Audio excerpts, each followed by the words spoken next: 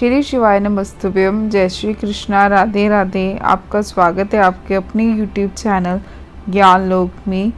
इस वीडियो में मैं आपको बताऊंगी कि नवरात्रि पे जो आपने कलश स्थापना की है उसका विसर्जन कब करना है, कब है शुभ मुहूर्त, और जो अखंड जोत है उसका क्या करना है, कलश के पानी का क्या करना है, ये सारी चीज़ों की जानकारी आपको इस वीडियो में दूंगी। तो कृपया करके वीडियो को पूरा अंत तक देखिएगा।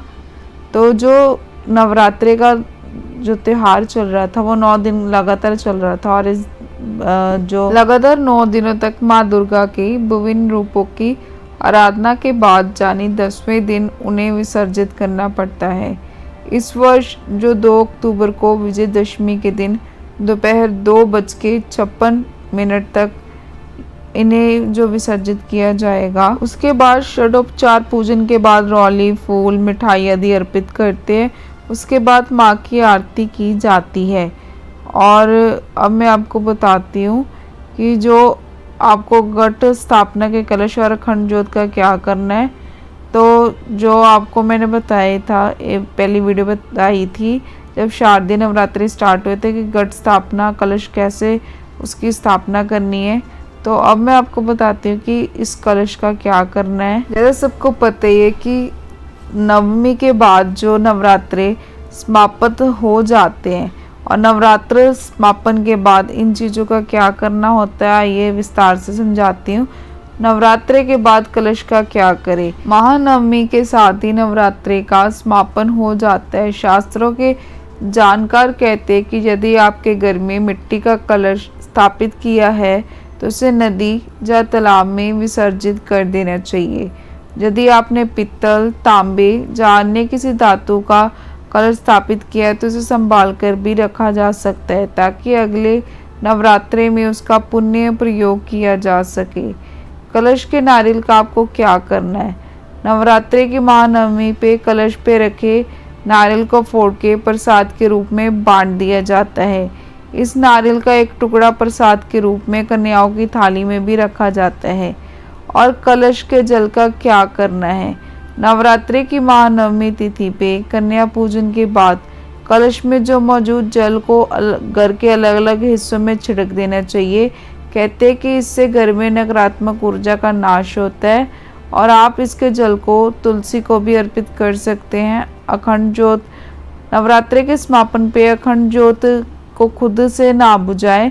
तेल या घी समाप्त होने पे यह अपने आप बुझ जाती है। इसके बाद आप इसकी बाती को मिट्टी के कलश या अन्य पूजन सामग्री के साथ नदी में विसर्जित कर सकते हैं, जबकि दिए को मंदिर में नई बाती लगा के प्रज्वलित कर सकते हैं। कलश का सिक्का, घट स्थापना पे कलश से पहले उसके अंदर एक सिक्का रखा जाता है। कलश का जल निकालने के बाद इस सिक्के को भी निकाल ले और उसे धन के स्थान पे या तिजोरी में रख ले।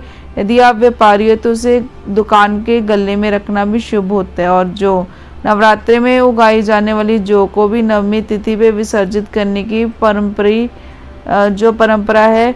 नवरात्रि के बाद इन्हें यूं ही नहीं कहीं पे फेंक देना चाहिए, बल्कि किसी पवित्र नदी या तालाब में विसर्जित करना चाहिए।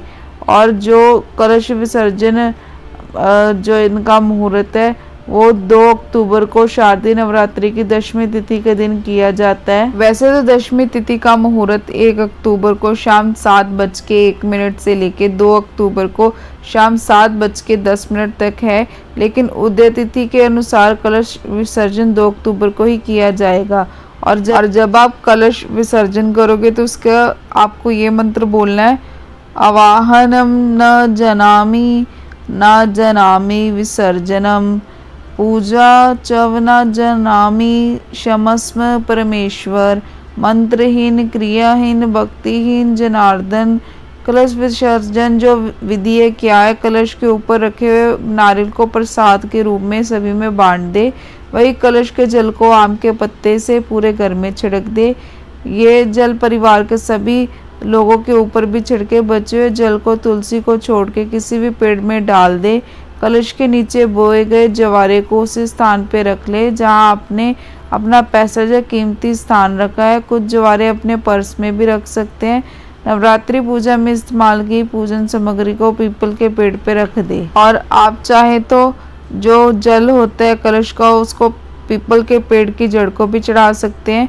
उसके बाद आपको मिट्टी का जो बना कलश नदी या किसी स्वच्छ बहते जल में प्रवाहित कर देना। अगर कलश के अंदर लौंग, सुपारी, कमल गट्टे जैसी सामग्री हो तो उससे भी जल प्रवाहित कर दे। ऐसा करने से पूजा संपन्न मानी जाती है। ये थी पूरी जानकारी कि नवरात्रि पूजा पूरी होने के बाद आपको कलश, जवारे, अखंड ज्योत, उसके जल का और आपको जो का क्या करना है इसके बारे में पूरी जानकारी दे दी है। अगर वीडियो में दी गई जानकारी अच्छी लगी वीडियो को लाइक और मेरे चैनल पे पहली बार है तो उसको सब्सक्राइब किए बिना मत जाना। धन्यवाद।